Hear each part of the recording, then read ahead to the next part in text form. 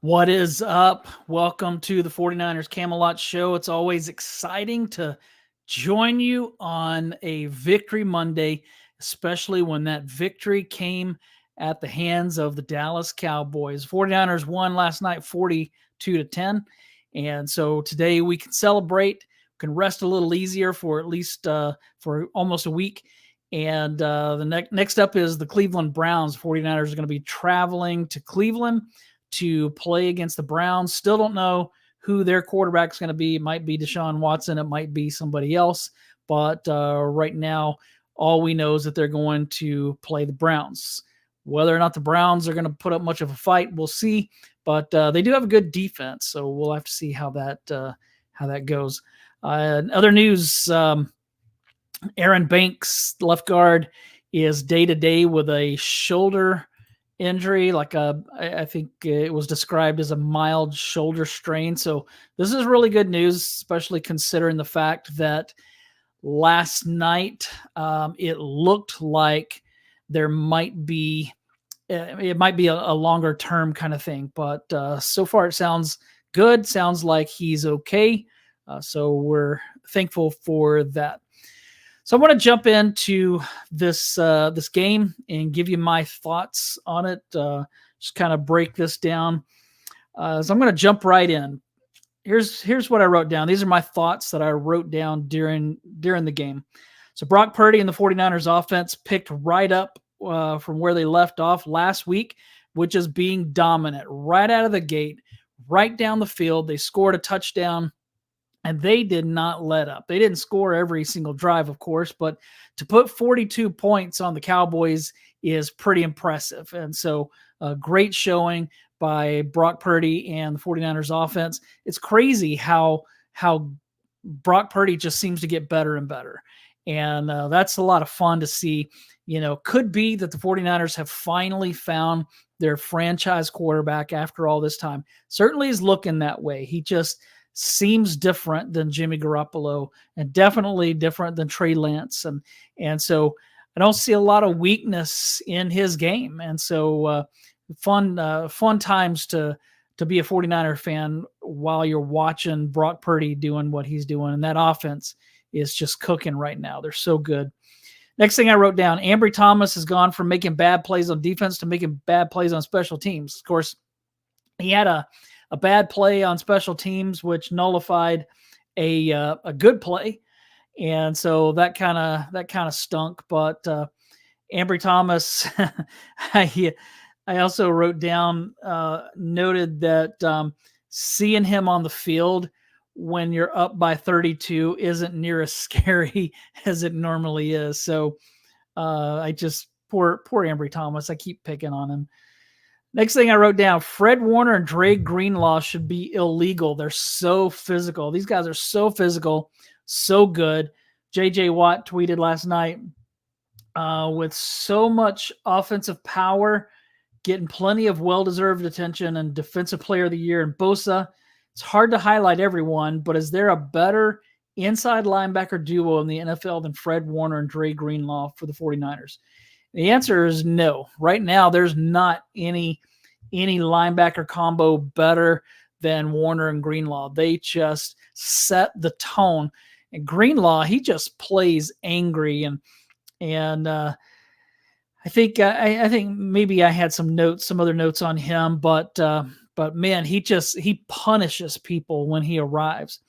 And Fred Warner, he tried to win the Defensive Player of the Year award last night in that game alone. He was everywhere. He had an interception, a forced fumble, a sack, 8 tackles, and there was that one deep ball that he was running with Brandon Cooks. Now, he had been beaten, and so if Dak Prescott doesn't throw a terrible ball, then that's probably a big gain. I'm not really sure why Fred Warner's running with a guy like Brandon Cooks, but it worked out, so who am I to complain? But Fred Warner is just, he's so elite. I mean, I remember when he was a rookie and everybody was talking about how he's smart and he's just ahead of the game as a young player. And now he's not just only smart, man, but he hurts people. And with him and Greenlaw, the way that they're playing, it's just hard to beat these guys. The next thing I wrote down was the defense started out strong, and when they play like they're capable of playing, there's not much that any team can do to beat them. They, there was a little bit of concern just leading up to this game at how some other teams like the Cardinals and the Rams, and to a much lesser degree the Giants, had moved the ball a lot on the 49ers and had even scored some points. And mainly it was because they were getting rid of the ball so fast. And so I really thought that Dallas was going to do the same thing. But the 49ers defense showed up in this game. It was like the old time 49er defense that we saw last year and in 2019. Man, they got after it.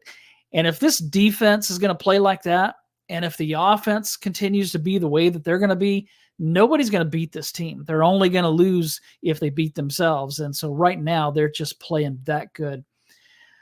Next thing I wrote down was Jordan Mason's punishing style is back. He looked like he was playing against high school kids. I mean, that burst and that anger that he was running with, Elijah Mitchell better not stay out too long, because the way that Mason was running the ball was really impressive. He looked good. In fact, he looked better running the ball than McCaffrey did, but part of that was the defense was really focused on McCaffrey.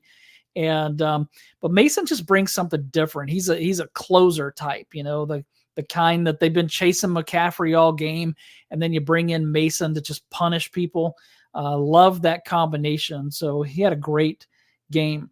Speaking of McCaffrey, you saw the fumble. I couldn't believe that he fumbled. We're not used to seeing him make mistakes, but it was kind of a fluky thing, kind of a bad luck, where he was like on top of a Dallas defender when the ball came out. So he wasn't officially down, but it's not like he, like a normal fumble when you just put the ball on the ground. It was kind of a bad luck situation, but that was that kind of stunk. But because they're right down there. I mean, they put up 42 points. If McCaffrey doesn't turn that ball over, they've scored 49 probably. That's just how dominant they were, that they played that well, that McCaffrey turned the ball over inside the 5-yard line, and they still put up 42 points. But spoiler alert, McCaffrey would go on to make up for it. He still had a good game, scored another touchdown. So, I mean, he just continues to amaze. Let's see. The next thing I wrote down was Kyle Shanahan went deep into his bag of tricks for that second touchdown. This offense is fun to watch. That flea flicker that they ran was, and in doing so, they really used Dallas's pursuit against them.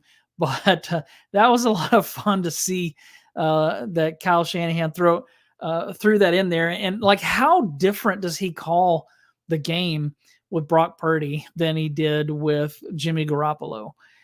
You could tell he didn't truly trust Garoppolo, and you can tell that he really trusts Brock Purdy a lot. Let's see. Another thing is that last night they kept showing all of these videos and images from the catch game, the 1981 NFC Championship game. That never gets old, does it? I mean, those are so fun to watch, when the 49ers first won an NFC Championship game to get to their first Super Bowl, and to see the fans so excited. Those are just really fun things to watch, seeing everybody get excited. George Kittle had been an afterthought this season, but he made his presence felt on Sunday night. Great game, 3 catches, 3 touchdowns for George Kittle. He was great, and Brock Purdy hit him in stride each time. So just a great job by the 49ers passing game. Here's the next thing I wrote down. Isaiah Oliver against fast receivers is terrifying. We talked about this some last week, that Isaiah Oliver is a good matchup against bigger physical receivers, but when he gets matched up on those smaller guys, it's not good for the 49ers. And so I even went as far as to say that if the Cowboys put Dez Bryant in the slot, then I'd rather see that than if Brandon Cooks is in the slot, not Des Bryant, CeeDee Lamb. Even though CeeDee Lamb is a better receiver than Brandon Cooks, I just felt like Isaiah Oliver is a better matchup for Lamb than he is for Cooks. And we saw that on the long touchdown. It wasn't to Cooks, but it was to another really quick receiver, and Oliver just couldn't keep up. And so, they survived it. And I don't want to just pick on him because he had some really good plays outside of that touchdown that he gave up. Had some big hits and played really well. But yeah, I don't like when he's on those really quick, fast receivers. Feels like Brandon Ayuk is always open, doesn't it? I mean, he's just so smooth. He runs great routes, and it's always fun to see what Ayuk does. I talked about Aaron Banks already. That's one of the things that I wrote down, was that I hope that he doesn't miss much time because he's just too valuable. But on a positive note, John Feliciano stepped in for Banks and played pretty well. But Banks is really good. And so we don't want him to miss any time. I said earlier that he's day-to-day with a mild arm issue. So that's not that's not near as bad as what they feared last night. So there was this one play where Purdy hit Ayuk for like a 40-yard gain, 40 something. I don't remember. And a huge play, great play. And then it got called back because Spencer Burford was called for holding. And I just was thinking, like I'm preparing to write, something negative about Burford. And then the very next play, Purdy hits Deebo Samuel for a big gain. And just like that, Deebo bailed out Burford. And so I don't know if he goes to him and says, hey, thanks for picking me up, or if he says anything to him at all. But great job by Deebo Samuel and Brock Purdy for bailing Spencer Burford out. Deshaun Gibson, another interception for him. And I wrote down last night, Deshaun Gibson's playing at a really high level, especially for a guy in his 70s. Now, I didn't realize he's not in his 70s. He's like 30, 31, something like that. So that's not too old. Maybe he's a little bit older than that. I don't remember. But he's not a young guy anymore, but he's still playing at a high level. I mean, he was kind of cast off, but the 49ers brought him in last year when there was the injury to Jimmy Ward, and he played so well that the 49ers moved Ward to nickel because they didn't want to get they didn't want to take the chance of not having Gibson on the field. So that was, he's been a great pickup and just continues to play really well. Now, I was told last week by multiple people that the Dallas defense was number one in the NFL, that they're the best defense in the NFL. I'm not sure if that's true or not, but either way, Brock Purdy dissected them. He picked them apart. And so if they are the best defense in the league, then Brock Purdy just picked apart the best. I still think the 49ers defense is probably the best, but they're really close. I mean, Micah Parsons wasn't quite himself. I think he was dealing with some kind of injury or something. I think that's what I heard, but they played him really well, and they shut him down. Deommodore Lenoir and Charvarius Ward were both really good in this game. Lenoir had that big play where he hit the ball that Warner picked off, and so Lenoir, to me, I thought that Lenoir was really good. I thought that Ward was really good, but I especially thought that Lenoir was really impressive last night. Next thing I wrote down was that the 49ers offense beat up the Cowboys defense, and the 49ers defense beat up the Cowboys offense. The 49ers are bullies, man. They bully everybody. And it felt like the Cowboys quit. It just they reached a point where it just was like they weren't even trying anymore.